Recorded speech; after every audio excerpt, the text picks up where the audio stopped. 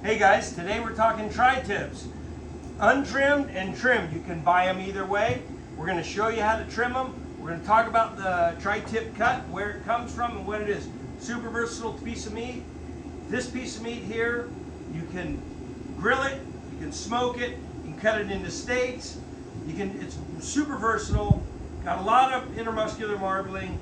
Tender when cooked right, marinated and good. It comes from right down in here. We'll attach a link to show you exactly where it comes from on the cut, as well as a link to the Bearded Butcher where they show you how to pull it out. But these cuts here are just an awesome cut, mainly known on the West Coast. A lot of people say they originated in Santa Maria. As long as I've been alive, I can remember cooking them in deer camp with my grandfather and my father. They're an awesome piece of meat, and we're just gonna go ahead and show you. So, like I was saying, you can buy these trimmed out, and you can see that there's a lot of intermuscular marbling in these things here. Super nice piece of meat. When you cut them, you want to cut them obviously against the grain, and as you come through, you're going to turn your knife, and you're going to keep going to get against the grain. You're against the grain here, and you'll rotate over to stay against the grain here when you're cutting that meat. Why do we cut against the grain? Because of when it's with the grain, if you're cutting this way, you get long stringy pieces. When you cut this way, you can see that when you eat, you're getting these shorter pieces. Now, Shibu is going to be the beneficiary of this.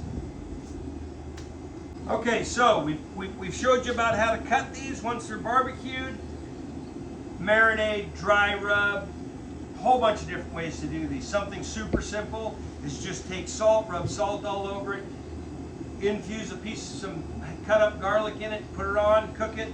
Just great, super simple. Okay, so this one here as a trim tri-tip is probably a little more trim than I like them. I like to leave a little bit of tallow on them so that when they're cooking, they'll render down. Some people will just take something like this. They'll kind of trim it up like it were, say, like it were a brisket, where they would trim around like so. They would take that end point off, leave that nice and fat, the old bigger than your thumb rule, and then they would take and they would trim this down like so. And then you would take this and you would salt and pepper this, or use your favorite rub, and you could cook this in a 4 or 5 hour cook on a smoker, and this would serve just like, say, a very, very tender brisket is what this would end up tasting like. So as we cap this guy out here like this, we're going to leave again about 3/8.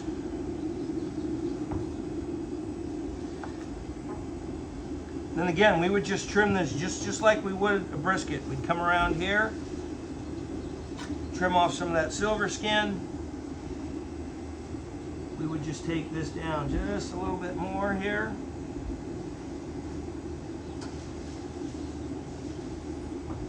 See, we're getting in a little meat. I got a little aggressive there. And so that's kind of how you would trim this guy out if you were going to smoke this in a long deal. It's kind of important when you're trimming this or a brisket to kind of cantilever that to protect that end of the meat. And then on the underside, you've got, when these guys are untrimmed, you really want to get this off because this is pretty tough stuff here. So I'm just going to take my knife, I'm just going to get underneath that piece.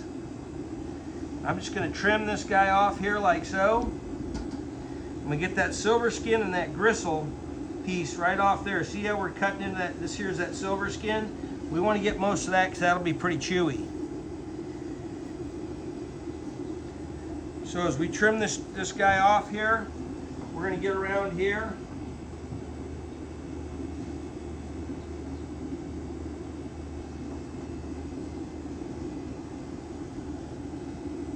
Trim a little bit more of that silver skin off. Coda and Shibu will be the recipients of that.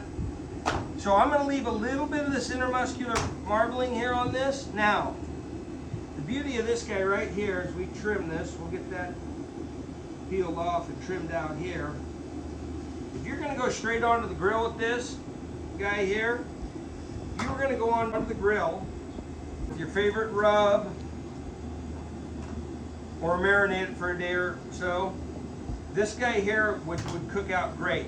This upper fat cap layer will render down, and as that fat comes in, That'll render and it'll pour over that meat, continuing two things that does. It protects the actual muscle, but it also, as that fat renders down and melts, it's going into that meat. It's continuing to keep it dry, from drying out and keeping it moist, giving you that flavor burst when you eat it. So it's really good to leave some on. Some people get a little afraid of that, but that's one process in which we can do. So that's one. I'm going to trim out another one to show you typically how we do them when we're barbecuing them in bulk here. Okay, so we'll grab another one out here, like this here. Same thing. So we got a lot of silver skin on this, on the back side of this. So I'm just going to take my knife and I'm just going to start peeling that stuff off of there, like so.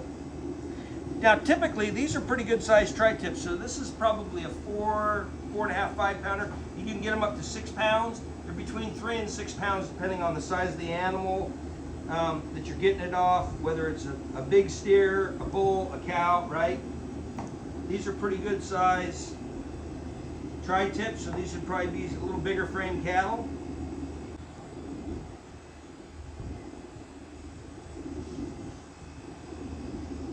So we got a little bit of silver skin still left there. Now, your guests will really appreciate it if you take the time to take this out, because then they're not gnawing on it like it was a piece of shoe leather. Okay, so this backside's pretty well done. That's pretty well the way I'm going to leave that. I might take a scotch off of here because there's a little silver skin in there that I want to get rid of on that back piece there. So I'll trim that out. Now I'm going to come over here to the top. Now you can just take this guy here, and typically if I'm burning these on a hot fire, I don't want to leave a big fat cap because it'll just create more fire than I want if I'm going on direct heat. Coals, if you're using a gas grill. Now in a lot of cases there's a boil. You want to cut that out. You really don't want to cut into that guy. You want to get around that and take that boil off. And what that is that cow was injured at some point and it got a little bit of a boil in there. So you don't want to cut that because a lot of times those little boils there, those little pockets, you pop them and get that nasty stuff all over. So you just want to take that out. You want to cut around that.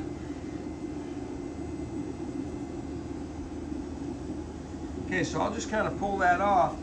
I have left a little bit of fat on this thing so that it'll protect that a little bit while I'm searing it, but it'll also render down and add to the flavor. Keep this moist while we're cooking it, and it'll get going. Now, this is how you would trim a tri-tip. If you're going on direct heat, direct over coals or fire, you want some fat for protection and flavor. If you're going to cook them on a long cook like a brisket, 3 to 5 hours, you're going to want to leave more fat on it for protection. Great piece of meat. Happy grilling. Enjoy. If you like this video, hit the like button below. If you want to visit us, you can see us on Instagram, Facebook, and YouTube at Knotty Wood BBQ. And if you want to visit us at our website, come see us at knottywoodbbq.com. Happy grilling.